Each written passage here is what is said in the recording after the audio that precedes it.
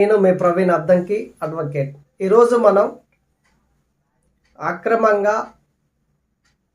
ఇండ్లను కూల్చివేస్తే ప్రభుత్వాలు without intimation తోటి వాళ్ళ మీద మనం లీగల్ యాక్షన్లు ఎలా తీసుకోవచ్చు ఏంటి అనేది ఈరోజు మనం తెలుసుకుందాం.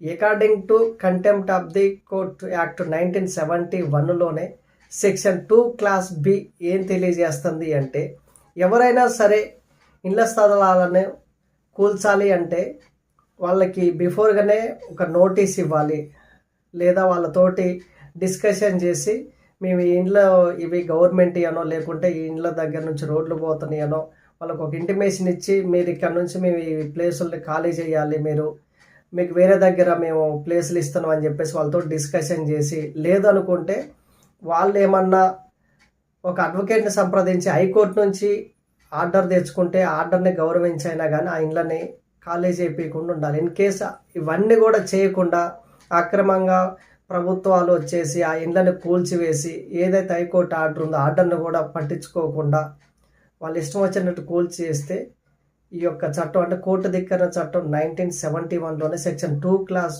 బి ప్రకారం వాళ్ళ మీద మనం హైకోర్టులో పిటిషన్ వేసి వాళ్ళకి శిక్ష పడేటట్టు చేసే రైట్స్ మనకున్నవి. ఈవెన్ కలెక్టర్ అయినా సరే, కమిషనర్ అయినా సరే, తహసీల్దార్ ఎవరైనా సరే, ఇంకా అలాంటి వాళ్ళు ఎవరున్నా సరే వాళ్ళ మీద మనం కేసు ఫైల్ చేసే రైట్స్ మనకున్నాయి. అందుకనే ఎవరైనా ఇలాంటి సిచ్యువేషన్స్ వచ్చినప్పుడు మనం చూస్తూనే ఉన్నాం. పాపం వాళ్ళు ఆక్రమించుకోవటమో లేకుంటే తీసుకోవటమో కొనుక్కోవటమో చేసినప్పుడు గవర్నమెంట్ ఇచ్చిన పట్టాలు లేకుంటే ఏవో ఒకటి వాళ్ళ దగ్గర అలా గవర్నమెంట్ ప్లేస్ అనుకుంటే మీరు వాళ్ళు ఎప్పుడైతే ఆ ప్లేస్లలోకి వచ్చారో ఆ టైంలోనే వాళ్ళని ఖాళీ చేయాలి. అంతేగాని వాళ్ళు ఒక 10 to 30 years ఉన్నప్పుడు మీరు వచ్చి వాళ్ళ కుటుంబాలు, ఫ్యామిలీలు ఇవన్నీ ఉండగా మీరు వచ్చి ఇండ్లను కూల్చివేయటం, వాళ్ళ జీవనోపాధిని తీసివేయటం అంటే ఇదంతా కూడా ఆర్టికల్ 21 జీవనోపాధిని ఉల్లంఘించినట్ల కిందనే వస్తుంటుంది. అందుకనే ఎవరైనా సరే ఇలాంటి సిచ్యువేషన్స్ వచ్చినప్పుడు మీరు హైకోర్టుని సంప్రదించండి.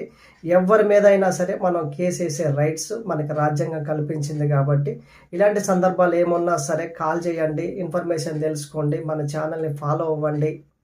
మీకు ఎటువంటి ఇబ్బంది లేకుండా చూసుకోవడానికి లీగల్గా ఒక అడ్వకేట్ని అప్రోచ్ అవ్వండి.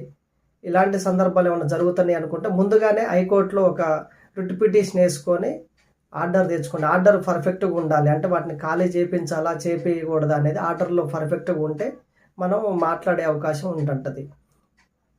ఇలాంటి ఇన్ఫర్మేషన్ కోసం మన ఛానల్ని ఫాలో అవ్వండి. మీకు నచ్చితే మన ఛానల్ని సబ్స్క్రైబ్ చేయండి. ఇంకా ఫుల్ ఇన్ఫర్మేషన్ కావాలనుకుంటే కాల్ చేయండి. మీకు ఎప్పుడైనా కానీ అందుబాటులోనే ఉంటాను. ఇలాంటి సందర్భాలు ఎవరికైనా వచ్చినట్లయితే బాధపడకండి, మనం ఫైట్ చేయొచ్చు గవర్నమెంట్ తోటి. మీకు ఇంకా వేరే దగ్గర కూడా ప్లేస్లు ఇచ్చే అవకాశాలు ఉంటాయి. కంపెన్సేషన్ కింద కూడా మనం కేసు ఫైల్ చేసి మీకు ఏదైతే నష్టం ఉందో ఆ నష్టాన్ని పూడ్చుకునే రైట్స్ కూడా మనకు ఉంటుంటాయి. Thank you very much.